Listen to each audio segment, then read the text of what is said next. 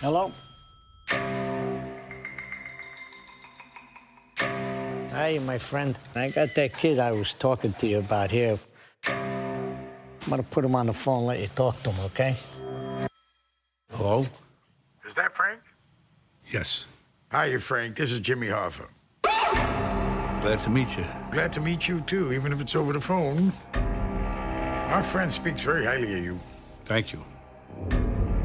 Only 3 people in the world have one of these. And only one of them is Irish. I heard you paint houses. No, please. No, please. Yes, I do, sir.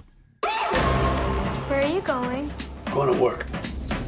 Well, you know, there's a situation going on now, Frank. Big business and the government, they're trying to pull us down. You might be demonstrating a failure to show appreciation. I know things they don't know I know. You can't miss the big picture. Sooner or later, Get the gun out of his hand! everybody put here as a date when he's gonna go. You want to be a part of this fight? Would you like to be a part of this history? Yes, I would.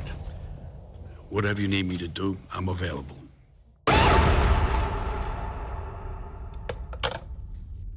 He likes to talk, don't he?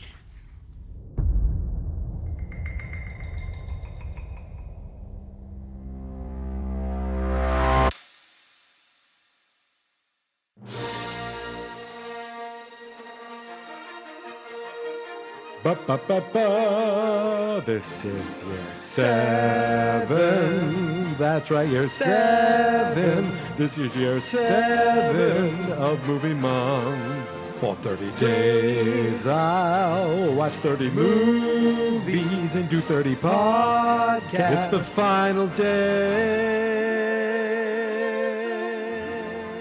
It's all done. It's all done. This is it. It's done. It's all done. It's all done.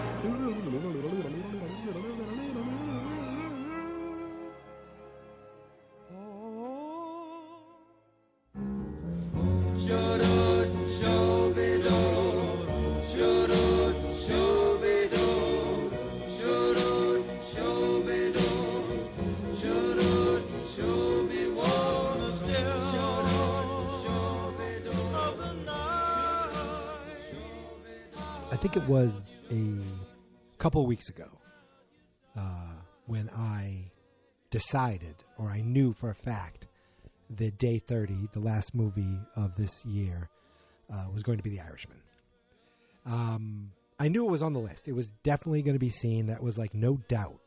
It was just that I wasn't sure what day I wanted to see it on. And, I mean, the movie is 3.5 hours long. So you had to have a day that you could carve out a bunch of time. I've been on vacation, but I actually worked yesterday. And today I had another vacation day with really nothing planned. So I woke up, had some breakfast, fired up the Netflix machine, and finally saw the 2019 Martin Scorsese epic, The Irishman. I watched about 2 hours of it, maybe 2.5 hours of it, that morning, or this morning. And the last hour I watched later. And then before I recorded, I watched, they have this, The Irishman, a conversation afterwards with Scorsese, Pacino, Pesci, and De Niro. And I watched that as well. I wanted to see that too, just to get more from this movie. You know, it came out in 2019. It got, critical acclaim. It was the big deal because it was a Netflix movie. The Scorsese movie to Netflix. It did have a small theatrical run just so it could be, available for awards. But really, it's a movie that you could just watch at home. And it came out around Thanksgiving, probably so that everyone home on Thanksgiving can sit around and watch a 3.5 hour epic about Teamsters and the mafioso. But I didn't. I didn't watch it. And, what happened was my wife was like, yeah, I want to see that too. And just time would go by. Like, yeah, we definitely want to see it. Time would go by. And I said, I'm probably just going to watch this on my own at some point. I'm waiting. Time would go by. And then I said, you know what? I can wait. I don't know anything that happened. Everything, there's not like this spoilers or anything like that. I mean, it's based on a true story that you can only spoil so much. And I just waited. And here I am, and waited to the last possible day. You got to go out with a bang, 30 days. You don't want to go out with a terrible movie. I've done that before. Look at year one. You try to go out with some better movies. And I've watched 30 movies in 30 days, and this is my 30th podcast. Before I kind of talk about the movie, I'm just, this gets minuscule downloads. It is something I do for me and me alone. And the fact that I have some friends that listen to it and the fact that there's other people that listen to it is great. But really, it's for me to dive into movies at least once a year and kind of catch up on things I haven't seen, see new things, and maybe go back and see some things that are pretty old. And it's been, for me, just a personal success. It doesn't do, I think I have more people liking my pictures on Instagram than I do listening to the podcast. That's fine. I don't care. The picture is part of the fun. Doing a podcast, sticking my head on a poster, and making photos for Facebook and Instagram and Twitter. That's part of the fun. And it's just been a fun project for me that, honestly, I started a month late. I remember I said, I'm going to do May movie month. And then May 3rd came by and I said, oh, geez, I forgot all about that. I'll do it in June. And that's when 30 movies in 30 days happened. And I've never missed a day. This is movie 210 in the end of year 7. And it is the longest movie ever in movie month. And I think it's the longest movie I've ever seen. And really, how much can I talk about this movie? What am I going to go through the whole story? I am not. It's 3.5 friggin' hours long. I'm not going to talk about the whole movie. I can't. I just want to talk about how the movie, just how it made me feel. And first of all, I loved it. 3.5 hours long. A half hour in, I'm like, I only have 2 hours and 50 minutes left. What the hell is this? It was, or 40 minutes in, I guess, if you do the math. It was so enjoyable. And I think it was enjoyable because I was in high school when Goodfellas came out, and it was like such a huge movie in my teenage life. Just constantly on, the acting, the characters, the directing. Like, I was like kind of trying to be a film nerd then. This was right before I went to film school for a whole semester and a half. And it was just a huge deal. Like, I was the kid who always had the camera on his shoulder, and we shot our own version of Goodfellas. And I know Chris is listening. He was De Niro. And I have old VHS tapes that I need to go through because I have to find this. It has to be out there. But just thinking back on that, like, yes, originally it was Raging Bull. Look, confession time. Next year I should catch up on some old Scorsese movies because I don't think I've ever seen Taxi Driver. I don't think I have. I feel like I've seen Mean Streets, but I haven't seen Taxi Driver. Is that possible? And I'm positive I've never seen Raging Bull all the way through. It's embarrassing. I'm embarrassed for me. But I definitely saw Goodfellas as a kid in high school. And then I might have been in college, I think, when I went to see Casino. And that was like, it was awesome. We're getting them all back together. And then, and I loved Casino. It wasn't as good as Goodfellas, but I still really enjoyed it. And then it just kind of, like the trifecta of Pesci, De Niro, and Scorsese, we didn't get that again. And pretty much not long after Casino, Pesci just stopped acting. He he did a couple movies, a couple comedies. He came back for Lethal Weapon 4. He did some movie called The Good Shepherd, which I have no idea. That was in 98. Then he came back in 2006 to do a movie called The Good Shepherd, which it was directed by Robert De Niro. Well, that helps that they, stayed connected, but he didn't really do much for decades. And all of a sudden, you hear that Pesci's back. That's what it felt like. Pesci's back. So it felt like we're getting the gang back together for one last ride, one last hurrah. Okay, Liotta wasn't there, but that doesn't matter. He's the fourth man. The real three are Scorsese, Pacino, and De Niro. And this time the fourth man in is Scorsese, Pesci, De Niro. And this time the fourth man in is Pacino. But he was just like, actually Pacino was probably a bigger role than Pesci. But watching this movie, seeing them, like transform from younger men to older men, it felt like the end of an era. Now, I don't know if that's the case, but it just felt like wow, we're like almost like saying goodbye to this type of movie from these guys, at least. I don't know. I could be completely wrong. The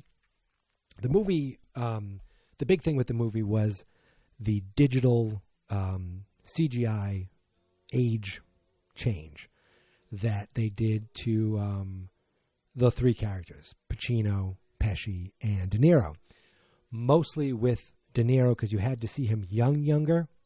And, it was for like 30 seconds. And was it perfect? No. Did it take me out of the movie? Not at all. The middle-age one where he's like in his 40s, I was like, I think they're doing the digital here. And the fact that Pesci looked like a Pesci from the 90s, I think they're doing the digital here. They have to be doing the digital here. You sometimes you see the heads moving, you think you're seeing something. But the problem is I'm looking for it too. And it's just like, it never, ever took me out of the movie. I was watching the conversation afterwards and they're like, well, I mean, it's really just like putting makeup. It's just digital makeup. What's the difference, really? The actor's still there. The performance is still there. And it was. And it was amazing. Now, when they were older, I think it was more like makeup. I don't know if they digitally made Pesci elderly, but he was like just that small little part of him being elderly. He did it so good. Like just the handshakes and everything. It was just whether it was digital or makeup, it didn't take away from these guys who performed the hell out of this movie. And I don't know this story at all. It's from the book, I Heard You Paint Houses.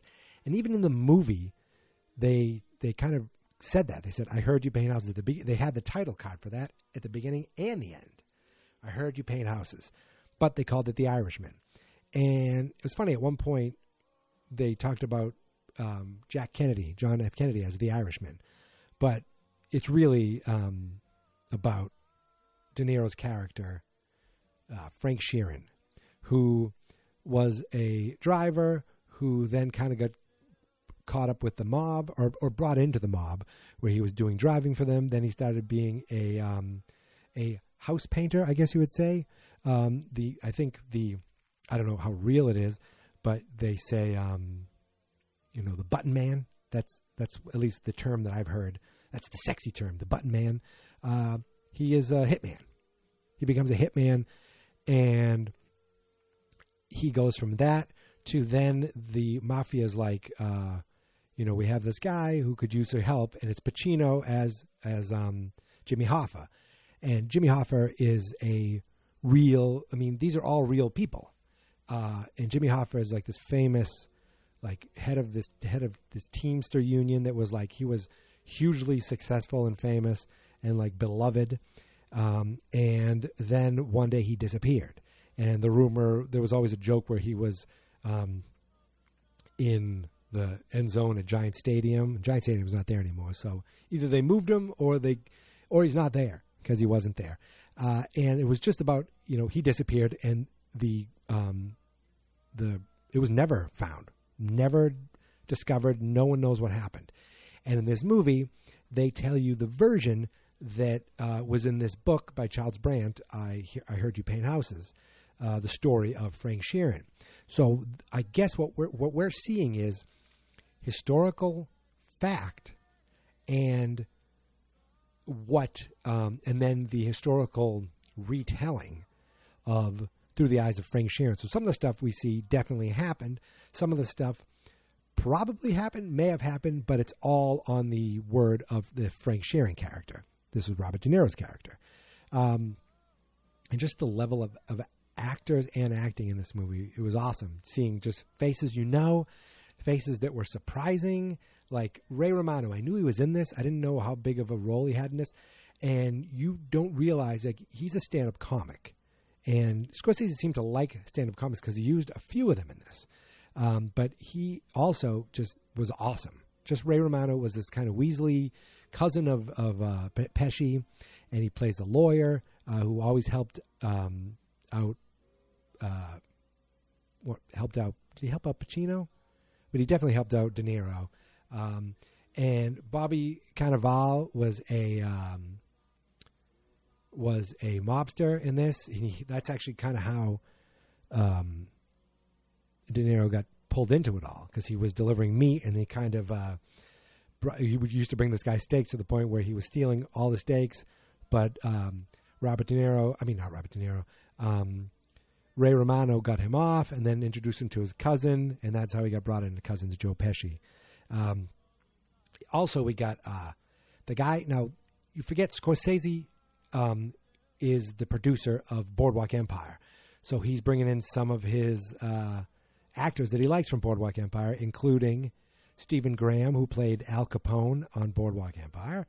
And he brings in Jack Houston, who, if you remember from Boardwalk Empire, he was the character, what's his name, Richard maybe? He was the one who got wounded in the war, and he wore that faceplate, like that face prosthetic over his face. And he was Bobby Kennedy in this. And also Bobby Cannavale, who's also been in Boardwalk Empire episodes too. So you know that Scorsese likes working with a certain group of people. I mean, then there's the group that you would see with like Leonardo DiCaprio. There's that. Well, I don't know if there's a group, but it's like this feels like Scorsese getting back with his like team and working with, and he pulls in all these actors that you've seen in certain movies, whether they're mafia movies, whether they're Scorsese movies. And he even brought in Anna Paquin, and I don't know if things were left on the cutting room floor, but she had one word in this whole movie, and she just said, "Why? Why?" And it was when, I mean, look, you saw the movie. It was after Frank Sheeran took out Jimmy Hoffa. So obviously in this version, they're saying Sheeran killed Hoffa. They took the body. They incinerated it. That's it. And he says it was just that simple. And I think that was a little way of saying, you talk about all these grand conspiracy theories. It was just that simple. So he's back at the house, and she plays an older version of his daughter, who didn't talk much when she was a little kid. And he's like, oh, I should call Joe, which is Jimmy Hoffa's wife. And because he wants to send his condolences, even though he's the one who killed him. And she just says, why? And it seemed like she was saying, why haven't you called her yet? Why are you calling? Why haven't you called yet? But I think what she was saying is, why did you do it? Why did you kill him? You killed him, didn't you? Because she knew. She was on to what he did. She would just look at him. And she said one word, or, maybe a couple times, I think at the bank she just walked away too, but just her performance with the look on her face was awesome. So I don't know if anything was left on the cutting room floor, but she still did a good job with that. So yeah, the story is Frank Sheeran is brought in to help Jimmy Hoffa and kind of be his bodyguard, look after him, because Jimmy Hoffa makes enemies They become really close, but Hoffa gets too big for his britches, and he pisses off the wrong people, including Stephen Graham's character, Tony Pro, who is connected to the mafia. And, well, he's in the mafia, and he's also one of the Teamster presidents. And it just got too much where they asked him to slow down, to back off, and they start saying, he's going to start collecting on all these loans. And it was like too much. And Pesci, who was playing a very different version of the Joe Pesci, like the explosive Pesci that we've seen in the past, none of that in this. Very low-key, very laid back, and still very intimidating because he was like, like he would, at one point he was like, you got to talk to him. You got to tell him it's done. He has to stop. It's what it is. It's what it is. It's what it is. And De Niro tries to get through to Jimmy Hoffa, to Pacino, tries to, but Pacino's too pig-headed. He's like, they wouldn't dare touch me. And then they go through this whole thing, and De Niro, it's actually was kind of cool how they did it, because they're going to a wedding. So they're in this part of the country. They get out early, and Pesci's like, listen, we're going to stop up here. There's a plane. We're getting on a plane? You're getting on a plane. It's going to be about 3 hours. You go to Detroit, then you come back. So they send him on this plane. He goes to Detroit. He meets up with Jimmy Hoffa, puts two in the back of his head, leaves, gets back on the plane. It's a private plane. Comes back, gets in the car, goes off to the wedding. It was like, I wasn't even there. Except, it's interesting. Well, here's the thing. They don't know where he is because his stepson was there. Why wouldn't his stepson say, where'd you last see him? But it seems like his stepson wasn't quite a good guy either. And that was Jesse Plemons, who I love from Breaking Bad and from, the other thing that I love him from, Friday Night Lights. That's what it is. Also, Harvey Keitel's in this. He plays like the guy who Joe Pesci goes to. He's like the boss with his family, and very small role in this. Not a lot to do, but it was just very intimidating because you knew who he was, and he gave you this look, this stare. And at one point, De Niro goes and helps this guy by blowing up a laundromat, a laundry factory. And they're like, do you even know who owned that laundry factory? He's like, oh, I don't know. They said a bunch of Jewish people. He goes, yeah, but do you know who else owned it? He goes, no, I don't. He goes, I do. He goes, you know? He goes, no, I do. I own it. I own part of it. And that's when he realized you can't go behind people's back and help other people for more work. He works for these guys and these guys alone. So he has to go take that guy out, and he puts two right in his face. Yes, we got the good violence. And it's when I say good violence, it is that kind of realistic violence where there's nothing glorified about it. You just go boom, boom, and you just slump over. There's no dramatics, nothing like that. You see that in The Departed. Remember when DiCaprio got killed in The Departed? It was just open the elevator, boom, done. Because that's what happens. One time you're there, next time you're not. I was talking about stand-up comedians and how Scorsese seemed to like stand-up comics in this movie. So he's got Ray Romano playing Bill Bufalino, the lawyer. But then at one point they go see what the hell's his name? Don Rickles. And it is Jim Norton, who's an actual comedian, playing the role of the comedian in this. So that was interesting that he got him to do that. That must have been cool to do. But then also there is one of the mafioso guys who is a little too big for his britches, who has to be taken down, is this guy is Crazy Joe Gallo. And he's played by a stand-up comedian named Sebastian Maniscalco, who's got a few Netflix shows, who friends of mine love him. I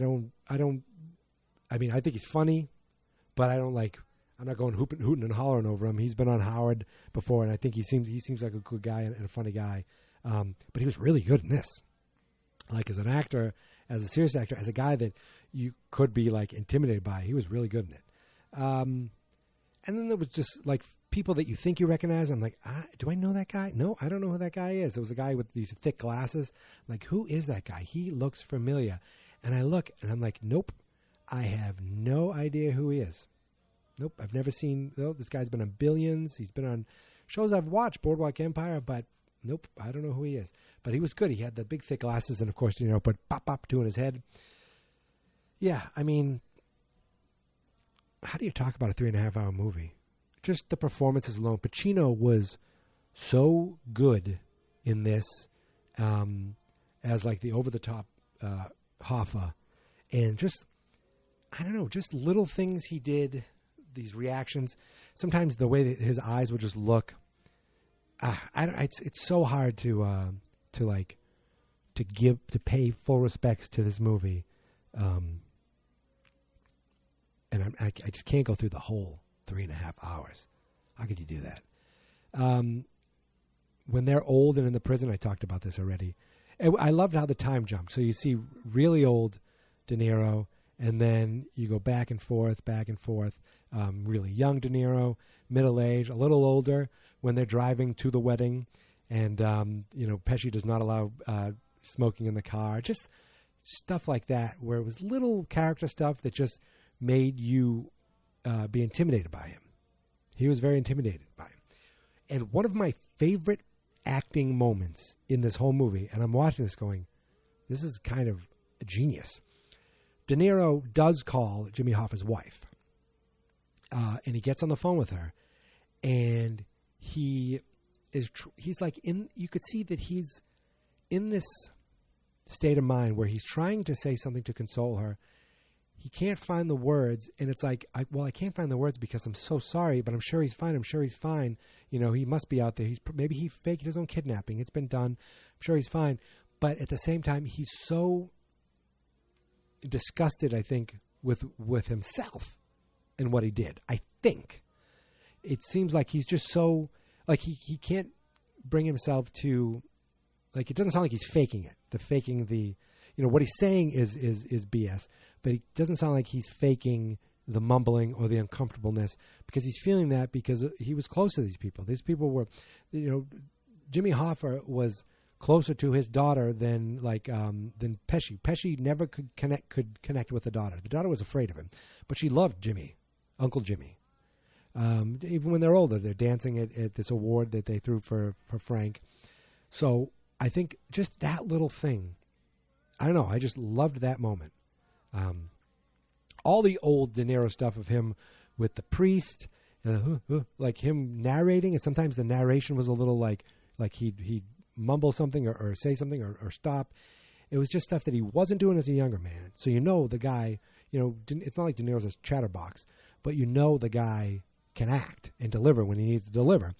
And this was his acting of him kind of like, saying things and not getting things quite right because he's an elderly man now.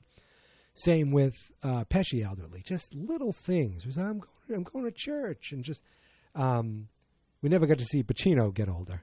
But just the acting that we saw as they're older, kind of the different ways they went about their character. And I watched some of the, in the conversation they did afterwards, how they said, look, you got to stand a little taller here, talk a little faster. When you're older, you're a little more slouched. You talk a little slower. They were joking about Pacino getting out of a chair in his first scene, and the guys are like, he's supposed to be 49 years old. You got to get out of the chair a little bit faster. If you haven't watched the conversation with the four of them after, I highly recommend it. It's about 25 minutes long or something, but it's well worth it. Very good. I don't know how much more I could talk about this movie. I feel like, again, 3.5 hours long, and guess what? It's immensely rewatchable. Again, it's one of these things where, now it's on Netflix, so this is never going to happen, where you could just pick it up where you could turn the channel and, oh, there it is. It's on. I'll watch it for a little while. Oh, this is this part. This is kind of cool. Oh, this is when he shoots this guy in the head, or this is when he throws all the guns in the bottom of the ocean, or this is when I like when the what's his name? What the hell was his name? The Pro guy, Tony Pro, when he gets arrested in Florida, and he jokes that he's going to run away. Just little things like that. And I also enjoyed the kind of the stats that you'd get on the screen where they'd introduce you to a guy, like he'd start talking, and then it would pop up on the screen his name and how he was killed, how he was whacked, how he, they had one guy in the Florida scene. They said generally well liked, died of natural causes in 2001. It was, it was just like I can't say enough good things. The only thing that took me out of it a little bit, none of the digital makeup took me out of it at all, but it was with that Fat Tony guy. Now I know the actor who plays it. He's from The Wire. And I was like, is that him? Like, is that the guy from The Wire? They put him in fat makeup and like made him older. That's definitely his voice. Those are definitely his eyes. Yeah, that's him. And I'm like, wait, I got to rewind it because I don't even know what was just said. Like that happened a couple times where I'm looking at him and I go, wait, let me rewind it. I missed that. And I was like, who the hell is this guy playing Robert Kennedy? And then I was like, oh my God, Jack Houston. I know who that is. Just little things like that you're watching. Sometimes it's my own fault where I'm watching the movie and I'm thinking about who that actor is and I miss something. Luckily, it's Netflix. You hit rewind and you can go back and see 10, go back 10 seconds and see everything again.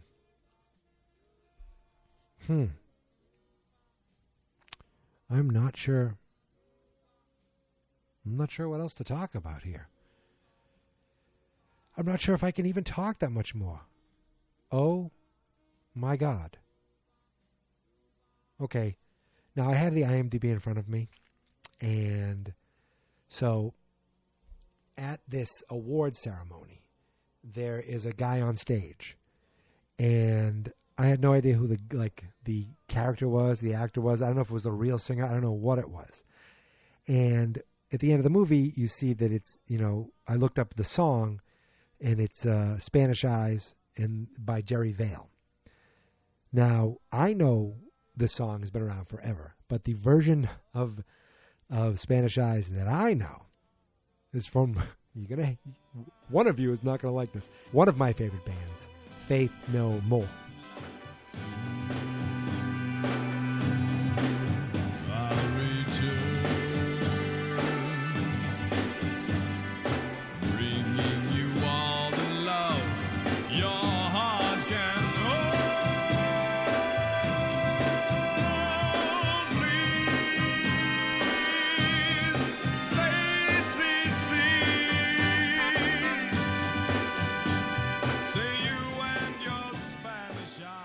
So while this is while the scene is happening, I'm singing along with the song because I know all the words because I've been listening to it for years.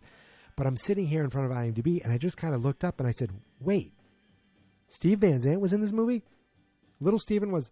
Holy shit! Little Steven was the guy on stage singing." I tell you that I don't know what they did, but it did not register me at all that was Little Steven. Silvio from The Sopranos. Little Steven from the E Street Band didn't even connect with me at all. That is amazing. Now I want to go back and just watch that scene to see if I'm like, oh, there he is. Yeah, I see him now. I'm glad I didn't stop talking before I talked about that. I can't. The priest at the end is played by an actor named Jonathan Morris. What a small world.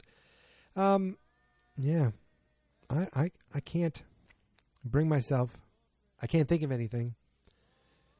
I just know that I'm glad I picked this movie last. I'm glad that I finally saw this movie. It was a tour de force in filmmaking, and I can't wait to watch it again. Whether I watch it in chunks next time, I'm going to almost watch it like a TV series. Watch 7.5-hour episodes or something like that. We just it's Netflix. It'll just be there waiting for you when you want to watch it again. Yeah, I can't wait to watch it again. Pick up things I may have not noticed last time. Little idiosyncrasies. That's not a word. It's close. You know what I mean. Performances. I was watching their performances sometimes more than I'm listening to what they're saying. Just like the little looks, this, that. And I'm like, wait, is that Pesci without makeup? Is that Pesci younger? Do they make him this old? Is he older? I don't know. Loved it. Loved it. Can't say enough good things about it. I'm very, very happy that I have finished movie month again. I'm very, very happy that I picked a big one to go out on, even though it's been out for almost a year now. I'm tickled, I guess you could say. Tickled. It's what it is. Yeah. I think I'm done. I can't get any better than this. I can't add anything more than this. You know the movie. You know it's great. So, yeah. Listen. This is the end of movie month for this year. So if you like these movie month podcasts, you are not going to hear from me or hear this podcast. You're not going to, well,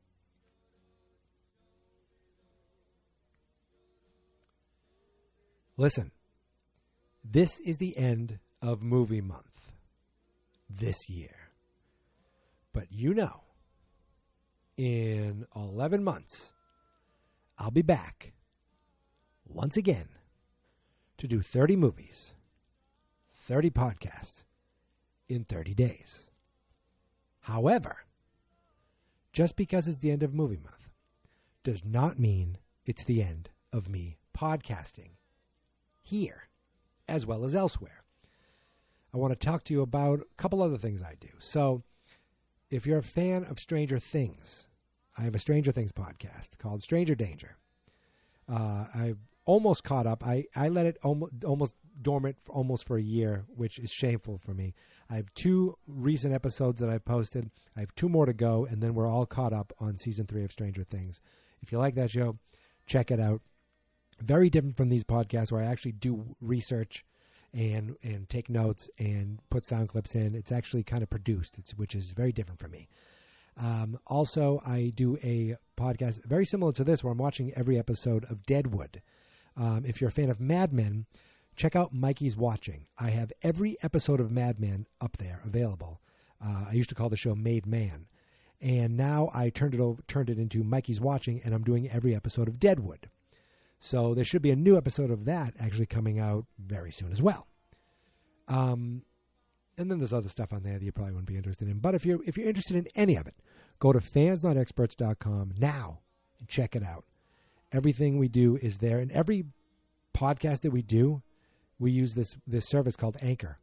And this is just a free ad for them, anchor.fm. They have an app. You could do the whole podcast through an app. I do it, I record it and I do it through GarageBand. Then I upload it to Anchor. But it's free. Free. And if you have a lot of listeners, you can actually put ads on there. This podcast does not have ads. Or at least Movie Month doesn't. Who knows? Maybe we will in the future, but not Movie Month. Never Movie Month. And why do I say in the future? Because while this is the end of June and this is the end of Movie Month, please, if you're subscribed to this feed, please hang out. Please don't delete us. Because you will hear from us again. Not in July. No, not in July. But you will hear from us again in August. That's all I'm going to say right now. So listen. You can find me on Twitter and on Instagram at Geek Mentality. You can find the website at fansnotexperts.com, and on Facebook, it's Fans Not Experts. We have a Fans Not Experts Instagram. There's not one post on there. I forgot the password, and then I finally reset it, and I deleted everything off of it, and maybe someday I'll do something with it, but right now, there's nothing. So, I want to leave you with this. And there's nothing special. I just have run out of things to talk about. But 210 movies that, if I didn't do this, I probably would have seen 5th of those. Some movies I definitely would have seen. Some I would have gone to the theater to see certain things. Definitely. There are movies I have seen outside of Movie Month. It is true. But there are so many movies that are just like, I think I would watch that. And then I never do because I'm always trying to catch up on some TV show. So I am very glad that I said this earlier already, but I'm glad that I did this because it allows me to not only see movies that I definitely already would see, but see movies that I'm kind of on the fence on. That, I would see that, I think. You know what? I will see this. And believe me, I have a list of movies that I didn't even get to. And someday I'll get to them. And you know where that day is. It's going to be some June in the future. But until then, until June 1st, movie month is officially over. And here, for the last time this year, at least on movie month, here is my theme song. This is my podcast, I made it. Geek Mentality's what I named it. And I think you should listen and subscribe. 'Cause I'm kinda funny and awesome. I think that I'm worth your time. And I'm kinda handsome. My mom says, please listen and please subscribe. At least listen to this episode. Fans not experts. See you in 2021.